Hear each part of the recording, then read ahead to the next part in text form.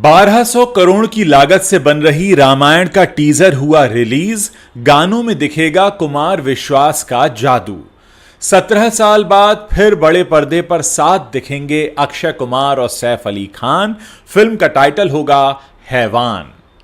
75 साल के बुजुर्ग किसान का वीडियो देख पसीजा सोनू सूद का दिल, लेकिन ट्रैक्टर की जगह भेज रहे हैं बैल। फिर हेरा फेरी विवाद के बाद परेश रावल ने प्रियदर्शन से मांगी माफी। अक्षय कुमार सुनील शेट्टी से की मुलाकात। लड़की बनकर भी नहीं पड़ा संजय बांगर की बेटी अनाया को चैन, फिर करवाई सर्जरी, अब होंगे ब्रेस्ट में बदलाव।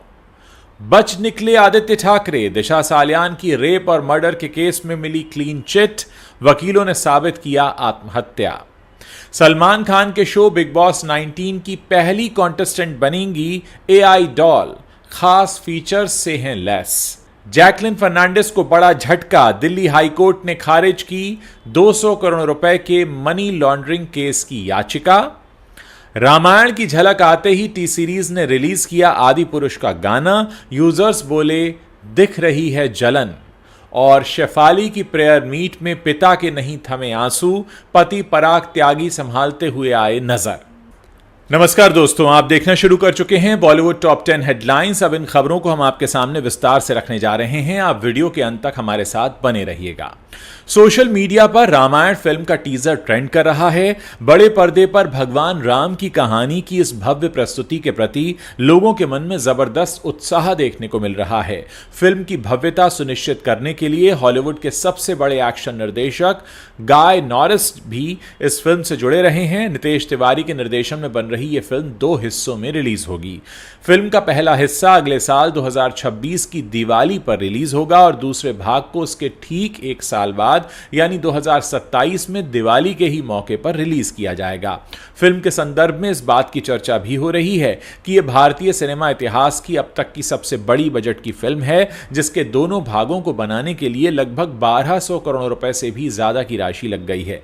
फिल्म में रणवीर कपूर भगवान राम, साई पल्लवी सीता माता और यश रावण की भूमिका में दिखाई देंगे। फिल्म के गाने ऑस्कर विजेता ए.आर. रहमान के सुर से सजे हुए हैं, जिसमें कवि और रामकथावाचक डॉक्टर कुमार विश्वास के लेखन का जादू दिखाई देगा। टीजर में रणवीर कपूर को भगवान श्री राम के किरदार में देखकर फैंस मंत्रमुग्ध हो गए हैं। उन्होंने इस किरदार के लिए तीर कमान चलाना सीखा है और उनके बॉडी लैंग्वेज में शानदार तैयारी भी दिखाई दे रही है। फैंस को फिल्म में रावण के किरदार में यश का लुक बेहद प्रभावशाली लगा है। अक्षय कुमार और सैफ अली खान करीब 17 साल बाद फिर एक फिल्म में साथ दिखाई देंगे। दोनों ही एक्टर्स इस अपकमिंग फिल्म को लेकर काफी एक्साइटेड हैं। डायरेक्टर प्रियदर्शन के डायरेक्शन में बन रही इस फिल्म की शूटिंग पर अभी काम शुरू नहीं हुआ है, लेकिन फिल्म के टाइटल का खुलासा तो हो ही गया है, जिसने फैंस का एक्साइटमेंट और भी ज्यादा बढ़ा दिया है। अक्षय कुमार और सैफ अली खान की इस फिल्म का नाम होगा हैवान, जो फिल्म की थीम को अच्छी तरीके से पेश करता है। फिल्म में दोनों सितारों के किरदारों की गहराई को देखते हुए हैवान टाइटल को चुना गया है। अक्षय कुमार और सैफ अली खान को आखिरी बार साल 2008 में आई फिल्म टशन में एक साथ देखा गया था। अब करीब 17 साल बाद दोनों फिर से स्क्रीन शेयर करने को तैयार हैं। इस थ्रिलर प्रोजेक्ट की शूटिंग अगस्त 2025 में शुरू होगी और 2026 में इसे रिलीज किए जाने का प्लान है। फिल्म की कहानी को लेकर अभी कोई जानकारी सामने नहीं आई है, लेकिन कई मीडिया रिपोर्ट्स में इसे लेकर खुलासा किया गया है कि एक पुरानी मलयालम थ्रिलर फिल्म ओप्पम की हिंदी रीमेक होगी। कोरोना के समय जब लॉकडाउन लगा था, उस समय सोनू सूद ने कई भारतीयों की मदद की थी। अब एक बार फिर सोनू सूद फिर से चर्चाओं में घिर गए हैं, लेकिन उनके मदद करने के तरीके पर कुछ लोगों ने सवाल उठाया है। असल में हुआ ये कि महाराष्ट्र के लातूर जिले के गांव का एक वीडियो वायरल होने लगा। सोशल मीडिया पर वायरल होने वाले इस वीडियो में 75 साल के एक किसान जो थे, वो खुद अपना खेत जोतते नजर आ रहे हैं। वो और उनकी पत्नी मिलकर कड़ी धूप में अपना खेत खुद जोत रहे हैं। जैसे ही ये खबर सोनू सूद तक पहुंची, उन्होंने हमेशा की तरह इस बार भी मदद का हाथ आगे बढ़ाया और गरीब किसान को 2 बैल देने की घोषणा कर दी। सोनू सूद ने वायरल हो रहे इस वीडियो को शेयर करते हुए कैप्शन में लिखा, आप नंबर भेजिए, हम बैल भेज देते हैं। उनकी इस मदद से फैंस काफ़ी खुश नज़र आ रहे हैं और वो सोनू सूद के इस काम की सराहना कर रहे हैं। वहीं कुछ लोग ऐसे भी हैं जिन्हें ऐसा लगता है कि सोनू सूद को बढ़ चढ़कर मदद करनी चाहिए। ऐसे में एक शख्स ने ये तक कह दिया कि उन्हें ट्रैक्टर ही भेज देना चाहिए। इसका जवाब देते हुए सोनू सूद ने लिखा, हमारे इस किसान भाई को ट्रैक्टर चलाना नहीं आता, इसीलिए बैल ही बढ़िया है दोस्त। हेरा फेरी 3 विवाद में एक नया मोड़ आ गया है। परेश रावल ने अक्षय कुमार और सुनील शेट्टी के साथ अपने मतभेदों को सुलझाने के बाद बाबू राव के रोल में वापसी कर ली है। इसी बीच तीनों एक्टर्स यानी अक्षय कुमार, सुनील शेट्टी और परेश रावल अपने मुद्दों को सुलझाने के लिए हाल ही में एक दूसरे से मिलते नजर आए। फिल्म निर्देशक प्रियदर्शन ने मिड डे से इस बात की पुष्टि की और कहा कि अक्षय और परेश दोनों ने फोन करके उन्हें बताया कि सब कुछ सुलझ गया है। मिड डे मुंबई के एक अखबार का नाम है। वो कहते हैं, मैं हैरान रह गया जब परेश ने कहा सर मैं आपकी फिल्म कर रहा हूं। उन्होंने कहा कि अक्षय, सुनील और परेश ने आपसे मुलाकात करके इस मामले को सुलझा लिया है और खबरों की माने तो ये सुलह 30 तारीख को परेश रावल के जन्मदिन पर शुरू हुई, जब अक्षय ने फोन कॉल के जरिए उनसे संपर्क किया। जब अक्षय ने हाउसफुल 5 के ट्रेलर लॉन्च पर उनका बचाव किया तो परेश का रुख शुरू में नर्म पड़ा, जहां एक पत्रकार ने असल में परेश रावल को हेरा फेरी 3 छोड़ने के लिए मूर्ख कहा था। फिर परेश के जन्मदिन पर अक्षय ने उन्हें शुभकामनाएं देने के लिए फोन किया। अक्षय ने परेश से कहा कि फिल्में तो आएंगी और जाएंगी, लेकिन उनकी दोस्ती समय की कसौटी पर खरी उतरनी चाहिए क्योंकि वो लंबे समय से एक दूसरे के साथ हैं। इसके बाद दोनों सुनील शेट्टी के साथ मिले। प्रियदर्शन ने उन अफवाहों को भी खारिज कर दिया कि फिल्म निर्माता साजिद नाडियाडवाला और निर्देशक अहमद खान ने इस विवाद के पैचअप में भूमिका निभाई है। पूर्व क्रिकेटर संजय बांगर से ज्यादा इन दिनों उनके बेटे आर्यन के चर्चे हो रहे हैं। आर्यन ने यूके में हार्मोन सर्जरी करवाई थी, जिसके बाद से उन्होंने अपना रंग रूप तो बदला ही, साथ ही उन्होंने अपना नाम आर्यन से बदलकर अनाया रख लिया था। जेंडर बदलवाने के बाद अनाया खास सुर्खियों में रही। अब 2 दिन पहले अनाया ने बताया कि वो खुद में और भी बदलाव करने जा रही हैं, जिसे लेकर वो काफी इमोशनल भी नजर आई। अनाया ने अपने इंस्टा हैंडल पर हॉस्पिटल से कुछ तस्वीरें शेयर की थी। इन तस्वीरों में देखा जा सकता है कि अनाया अस्पताल में बिस्तर पर लेटी नजर आ रही हैं। आपको बता दें कि अनाया बांगर ने ब्रेस्ट ऑगमेंटेशन और ट्रैकियल शेव सर्जरी कराई है। इस सर्जरी के होने के बाद उनके ब्रेस्ट में और उभार आ जाएगा। दिवंगत एक्टर सुशांत सिंह राजपूत की मैनेजर दिशा सालियान की मौत के मामले में आदित्य ठाकरे को अब क्लीन चिट मिल गई है। महाराष्ट्र सरकार के वकीलों ने बॉम्बे हाईकोर्ट में साफ कर दिया कि दिशा सालियान की मौत के मामले में कोई संदेहजनक जानकारी नहीं है। यह मामला सिर्फ और सिर्फ आत्महत्या का है। जानकारी के लिए आपको बता दें कि सुशांत सिंह राजपूत की पूर्व मैनेजर दिशा सालियान की 9 जून 2020 को मालाड की एक इमारत की 12वीं मंजिल से गिरकर मौत हो गई थी।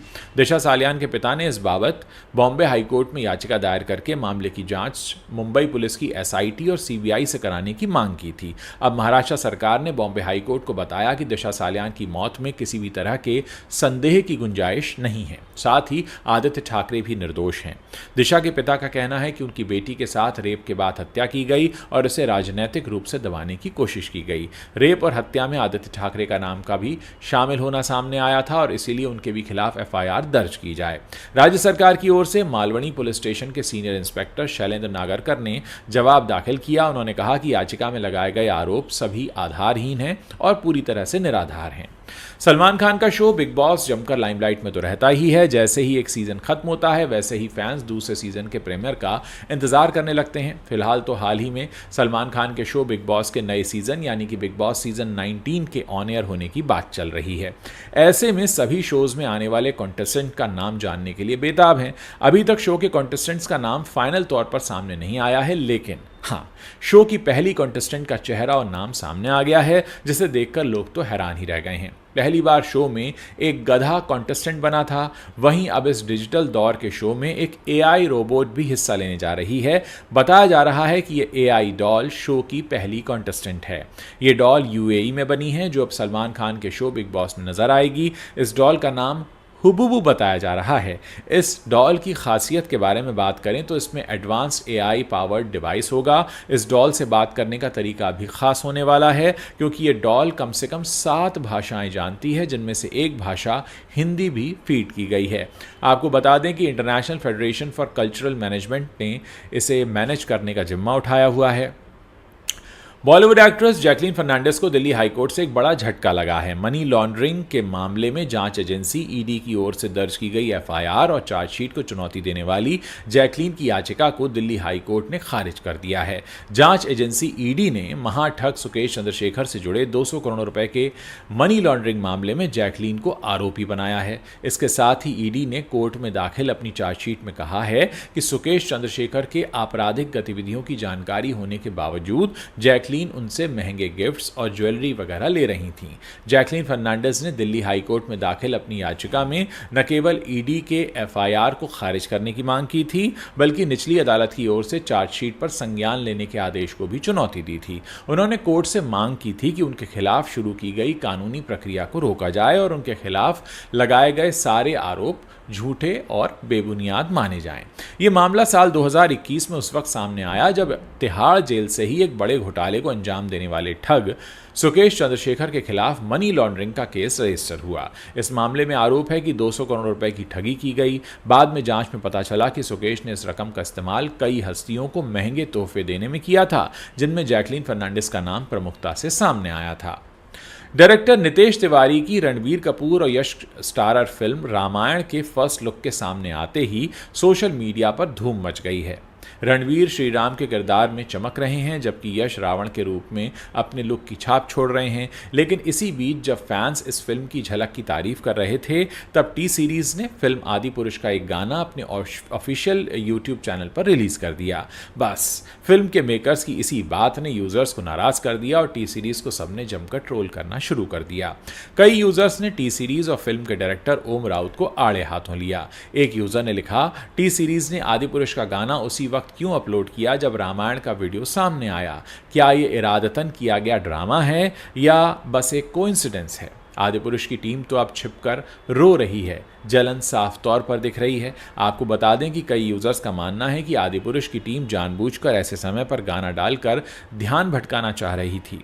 कुछ ने टी सीरीज को सार्वजनिक रूप से माफी मांगने के लिए कहा, तो कुछ ने इसे बेकार मार्केटिंग टेक्निक बताया। यूजर्स ने इसे जेलसी मूव भी बताया और ये कहा कि इससे आदि पुरुष ट्रेंड तो होने नहीं लगेगा, लेकिन अगर हुआ भी तो वो नेगेटिव रिएक्शंस के साथ होगा।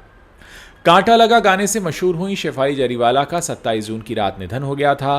वो एंटी एजिंग सप्लीमेंट समेत कई तरह की दवाएं ले रही थीं। पुलिस अधिकारियों के अनुसार उन्होंने खाली पेट दवाएं ली थीं, जिससे उनका ब्लड प्रेशर बहुत नीचे चला गया और इसी वजह से उन्हें कार्डियक अरेस्ट हो गया और इससे उनकी मौत हो गई।